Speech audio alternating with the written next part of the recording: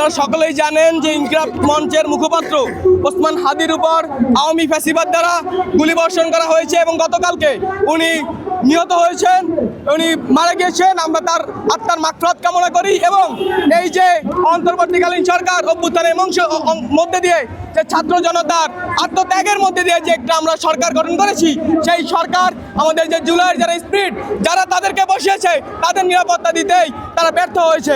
আমরা মনে করি যে এই সময় এসে অভ্যুত্থান পরবর্তী সময় এসেও যারা অভ্যুত্থানে অংশগ্রহণ করেছেন তাদের নিরাপত্তা যদি এই অবস্থা হয়, আপনারা দেখবেন দেশের কি অবস্থা।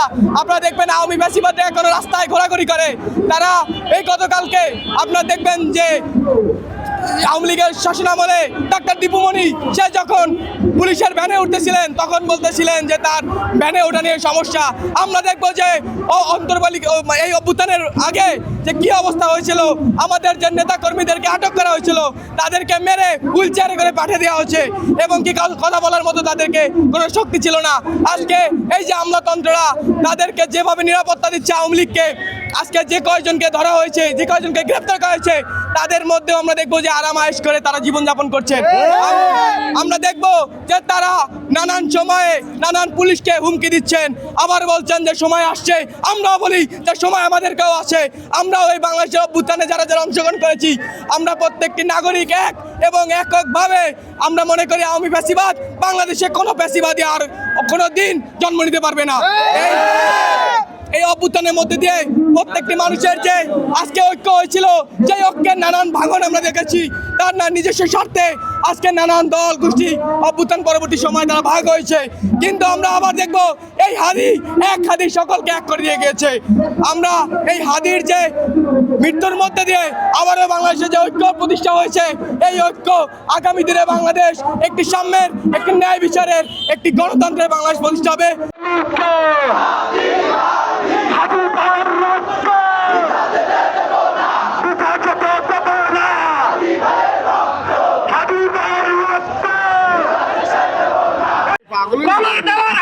সকল হত্যার বিচার আমরা বাংলার জমিনে দেখতে চাই। আমরা সকল হত্যার বিচার চেয়ে আমরা সকল হত্যার বিচার কার্যকর করে আমরা হাদি ভাইকে কবরে শোয়াতে চাই। সম্মানিত বরিশালবাসী, হাদি ভাই এই বরিশালের গর্ব, এই বাংলাদেশের গর্ব। আমরা মনে করি শহীদ হাদির চেয়ে, জীবিত হাদির চেয়ে শহীদ হাদি অনেক বেশি শক্তিশালী।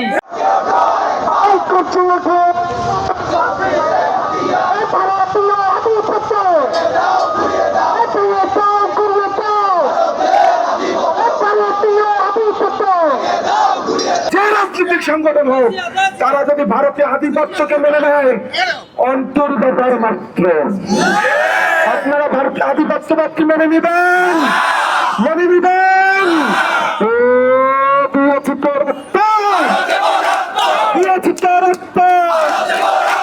আমরা সবাই হাতি খাবো, আধিপত্যের কবর খাবো, আমরা সবাই হাতি খাবো।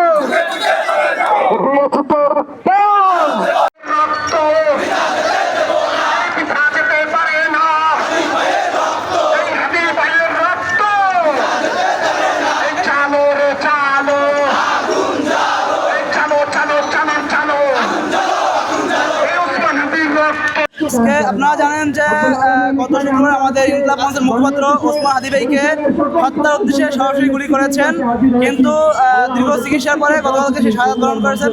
ইন্না লিল্লাহি ওয়া ইন্না ইলাইহি রাজিউন। আমরা এইখান থেকে স্পষ্ট বার্তা দিতে চাই, হাদি ভাইয়ের খুনিকে দ্রুত সময়ের মধ্যে গ্রেপ্তার করে সর্বোচ্চ শাস্তি প্রদান করা। এতে যদি আমাদের ইন্টারিম সরকার ব্যর্থ হন তাহলে সে স্বেচ্ছায় সজ্ঞানে তার পদ থেকে পদত্যাগ করুক, না হয় বাংলাদেশের ছাত্র সমাজ জানে তাকে কিভাবে জেনে হিসেবে নামাতে হয়। তাকে যেভাবে আমরা বসাইছি আবার নামাইতেও পারবো ইনশাল্লাহ।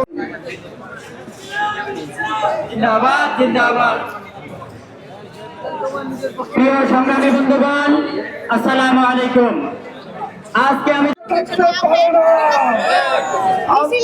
স্পষ্ট বার্তা দিতে চাই, আগামীর বাংলাদেশে কেউ যদি ভারতীয় আধিপত্যবাদ মেনে বাংলাদেশের ক্ষমতায় বসতে চায়, হাদিকে কবর দেওয়ার আগে তাদেরকে কবর দিতে হবে।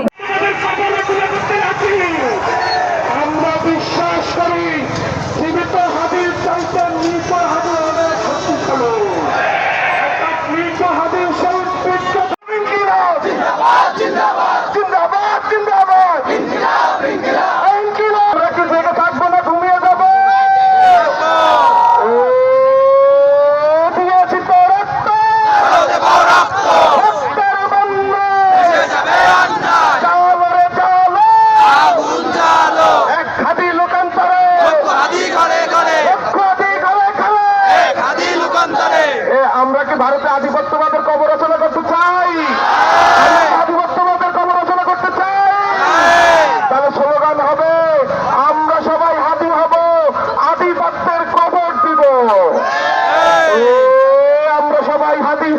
রাজপথের খবর দেব